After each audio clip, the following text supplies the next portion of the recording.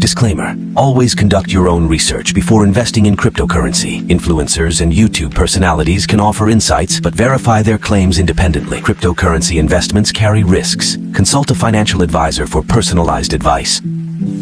Chapter 4: The Wise Man's Explanation. He has to say that because of various government and big tech communist guidelines.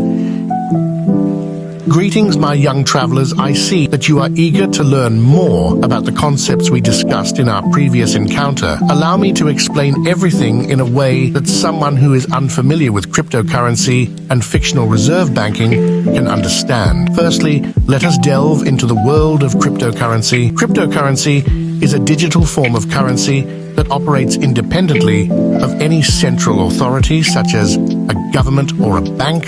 One such cryptocurrency is Wisdom Coin, which I have created. It holds value and can be exchanged for goods and services, just like traditional money. Now let's talk about fractional reserve banking, or what it really is, fictional reserve banking. In the real world, banks are required to keep only a fraction, specifically 10% of the money that is deposited by their customers in reserve, and they don't even hold that much. They just print as much as they want. That's more metaphorical. Don't physically print more banknotes. They just add extra money on a computer. This means that if you deposit £100 in a bank, they only are meant to hold on to £10 and can lend out the remaining £90 to someone else. This practice allows banks to create money out of thin air and loan it out, charging interest on those loans. The consequence of this system, even if they played by their own rules, is that more money is introduced into the economy. At first glance, this might seem like a good thing. However, it leads to an increase in the overall prices of goods and services over time. Allow me to explain why.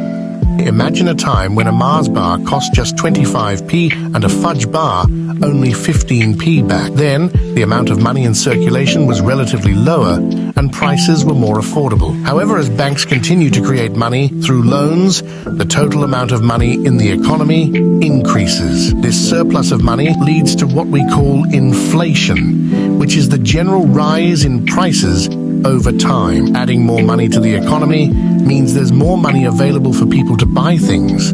If prices stayed the same while more money is added in circulation, everyone would want to buy more goods and services because they can afford it. But since the supply of goods and services didn't increase at the same rate, there wouldn't be enough to go around. This would lead to shortages and people competing for the same things, which could disrupt the economy. So prices need to adjust to balance the increased demand with the limited supply. To put this into perspective, let me share a story. Young Tommy recently purchased a Mars bar for 80p. Now this might seem like a significant increase from the 25p it used to cost, and it is. The increase in the price of the Mars bar is a result of the inflation caused by fictional reserve banking. Furthermore, Tim shared his mother's experience. When she was 23, she had saved up a substantial sum of money by living with her parents. At that time, she could have purchased a house for just over £20,000.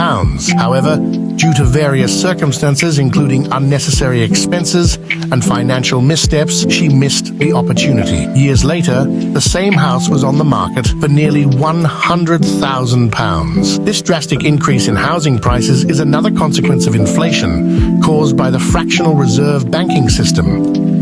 Fictional reserve banking also affects alternative assets like gold, silver that holds value over time, and Bitcoin and other cryptocurrencies that have increased in value exponentially. However, it is worth noting that historical data and market trends shown that gold, silver, and Bitcoin have gone up in value over 4-year time periods substantially. This can be attributed to factors such as limited supply, increasing demand, and their perceived store of value characteristics, and in the case of Bitcoin's market cycles that last approximately 4 years due to its halving event, reducing new supply in half. In the first 2 years, demand surges, causing a bull market.